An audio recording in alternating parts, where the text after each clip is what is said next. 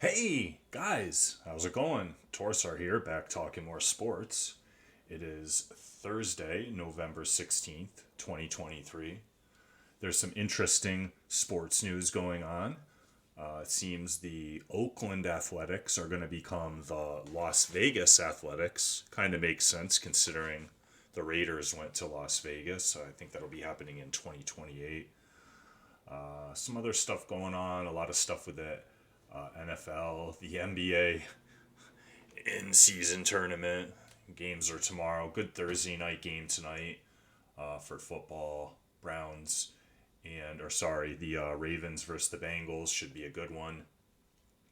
But today I want to talk about everyone's favorite NBA instigator, Draymond Green.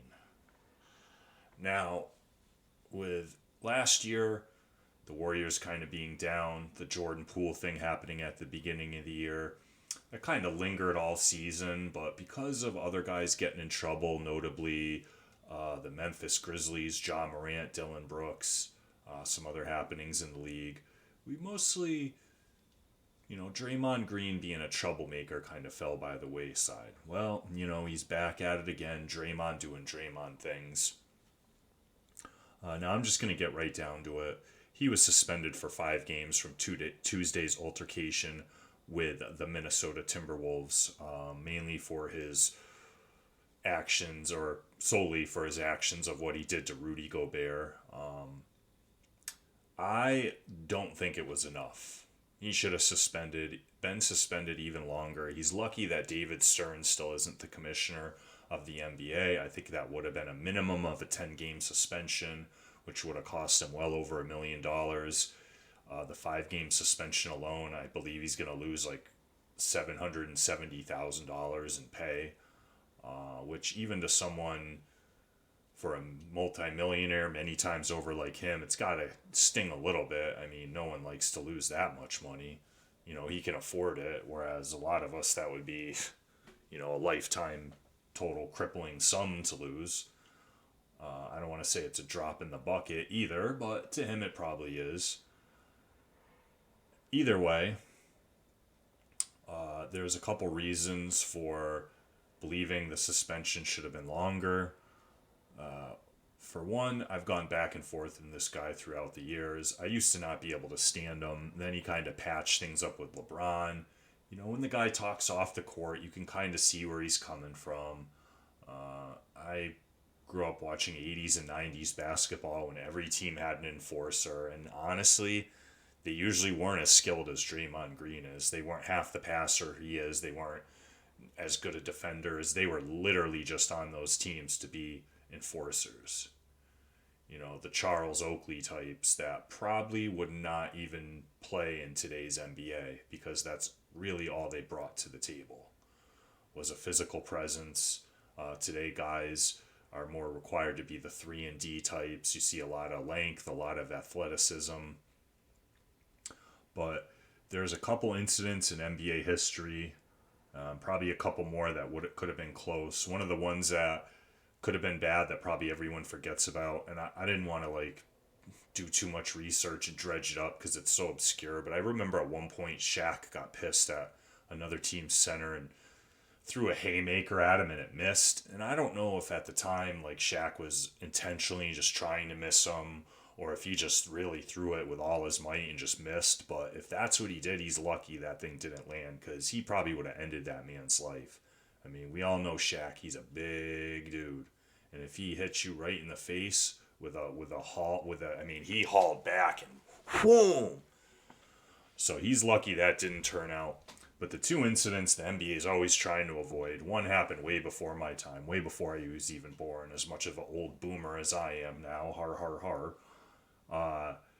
And it's the Kermit Washington getting a running head start and punching Rudy Tomjanovich while he was a player, who really, if you watch it, he was walking up the court, not really looking in Kermit Washington's direction, and this guy just got a running start.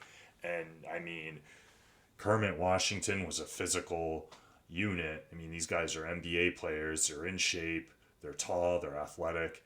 And he just, like I said, running start and just connected right to Rudy Tomjanovich's face. I've heard Skip Bayless talk about this incident multiple times, and he said he spent all night at the hospital reporting on the incident because they were afraid that he wasn't even going to make it through the night. That's how hard this man got hit. It's ugly if you watch the incident. You can find videos of it. It's brutal to watch. The other one I saw live. Y'all can probably guess before I even say it. And that's the Malice at the Palace. The game back in the early 2000s. I think it was, 2005 season, just off the top of my head. I know it was the year after the Pistons won their one championship with the 2000s team. And it was going into the next year. They had beat the Pistons in the Eastern Conference Finals the year before on their way to the championship. There was bad blood between the teams. The Pacers that year actually were probably the best team in the NBA. And it was crazy because it was right at the end of the game. Ron Artest hard fouled Ben Wallace, which, I mean, if you've seen Ben Wallace, that man is a stone golem. He has just looked like he was chiseled out of a block of obsidian. You have to be like a very tough hombre and half insane to go after that dude. But we all know Ron Artest, and he is one crazy hombre and one tough dude. And he did it. They got into a little scuffle. But that's not really, because, most NBA fights, they don't end up like, even if you want to call it a fight, but they don't end up with the Kermit Washington, Rudy Tomjanovich situation, right? People don't get running head starts and then land punches right to their face. Even you saw the incident that started the Draymond Green thing, and it's what's his name from the Warriors and the T-Wolves player Jaden, Jaden McDaniels, and Klay Thompson. They're just tugging at each other's jerseys. Like, jeez, guys, you almost want to just tell them, just throw a punch and get it over with. Why are you sitting there tugging at each other's jerseys like a bunch of little kids? But either way, the Malice of the Palace, Ron Artest was trying to cool off. Lying on the scorer's table is just like a tactic to he had to just totally take himself out of the situation to be able to have any self-control. And someone threw a drink on him while he was lying on the scorer's table, and it's just one of those things, you're watching it, and it just goes from another basketball game to just chaos erupting before your eyes. It was insane watching those players run into the stands, fans running out onto the court. I've seen a lot of crazy stuff in sports. I can't ever remember seeing something crazier than that. Maybe that early 90s, or was it late 80s? I can't remember. World Series, when all of a sudden the whole screen just starts shaking and you're like, what is going on? It's like earthquake. But even that was just like, there's an earthquake, they cut away, the Malice of the Palace, you're just watching this thing happening before your eyes. And I guess as bad as it looked on TV, people who were there said it was 20 times worse. It was panic-inducing. People got trampled. People were very seriously injured. And it could have been a lot worse. And that's the thing with the Draymond Green incident. You never know, like some just contentious shirt tugging all of a sudden turns to Rudy Gobert being put in a, headlock / chokehold. Now, you could see in the video that Draymond actually didn't have his arm just completely up under his chin to where his chin's up, and he's actually constricting his airflow. I'm sure Rudy Gobert wouldn't look at it like that. He would say, no, I was being choked. And you could say, oh, come on, Torsar, he was being choked. Okay, but there's a difference between someone being choked out and not even be able to breathe. You could see Rudy was just sitting there like, yo, what's going on? Come on, do something about this. He didn't look like he was distressed. I don't know if any of you have ever had to choke someone out. I'll admit I have. It's not a pretty sight, and they go down pretty quickly when you're actually quicker than that incident lasted.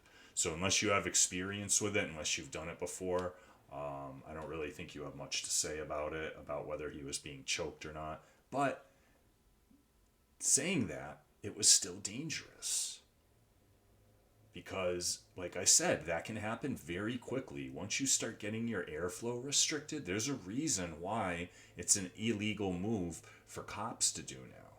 Because you can pass out and never wake up with brain damage. You never know. Like, yes, most people would just get choked out and wake up and be perfectly fine. But just like some people, most people get into a fight and get punched in the head, even really hard, and they're usually fine. But sometimes they're not. You never know. You get hit in the right place, you have a previous medical condition, getting choked, you're already winded. Whatever the case may be, sometimes these things just don't turn out. It was dangerous. And it's Draymond Green. When is he going to learn his lesson? This guy is a menace. He's a menace. It's bad for the sport of basketball. They don't need to go back down that road. There's a reason why they tried to clean up all that stuff in the 80s, because they had a bad rap. It was being known as the Thug League. And that's why David Stern was so upset at the time about the Malice in the Palace, because it just set them back to the dark ages of the NBA. This kind of stuff, it can't happen. These guys are too big. They're worth too much money. And this guy, he's been at it too long doing the same thing. In the NFL, these guys get run out of the league now. You see, like, whatever happened to Vontaze Burfict, He was in the league and he kept doing it, and then one day he's just gone. He's not in the league anymore. And it was before he was ready. He was still a good player, but the league was done with him. And that's what I'm gonna ask. When will the Warriors, the NBA, be done with Draymond? He's had diminishing skills for a few years now, and it's sad too, because everyone has diminishing skills. I'm not saying that to like demean Draymond, like he's just like fighting back against Father Time less effectively than other people are. He's a 4-time champion. He's an integral part of that team. You could tell because they got rid of Jordan Clarkson and not him. So obviously he's got some value besides the stats that he puts up. But eventually, enough is going to be enough. Does it take someone getting hurt? I don't want to see it, man. If you guys have never seen that Malice in the Palace video, go watch it. You can find it. Go watch the Kermit Washington Rudy T situation. You can't. There's a reason why NBA fights get broken up, because they can't let them. They can't let them go on. These guys are too good at athletes. Most of them can't fight for worth a lick, but some of them can. Some of them have good body control, but they don't have any more bone mass or brain matter or any more protection for the most part than any other person, right? So they're being hit harder, and their brains are sloshing around in their head that much harder. They're just as susceptible to that stuff as you, me, or anyone else. At least blows to the head or getting choked out. There's no, I know there's some guys that have tree trunk-like necks, but either way, I think it should have been longer. I think they should have sent a harsher message. I know some people thought it was only going to be for a game or two. I don't know in what world they're living. So when they saw it was 5 games, a lot of people thought, oh, wow, the NBA really came down hard. No, they should have come down harder. It should have been 10 games minimum. It was a dangerous act. It was unnecessary. And I want to make this last point. It was dangerous for Draymond Green as well. Because if that's me and I'm on the Minnesota Timberwolves and that's my teammate and I see Draymond Green doing that, I'm not letting that happen. Draymond Green had both his hands preoccupied, which means his head was completely unprotected, just a big punching bag. And me, I'm running up, I'm getting a head start, and I'm hitting him right in the freaking head. A free punch right in the head. So he left himself unprotected. It's dangerous for him. It was dangerous for Rudy Gobert. A much more serious situation could have sparked off in the stands. It should have been more than 5 games. But anyway, what do you guys think? Let me know. Till the next one, stay healthy. Peace.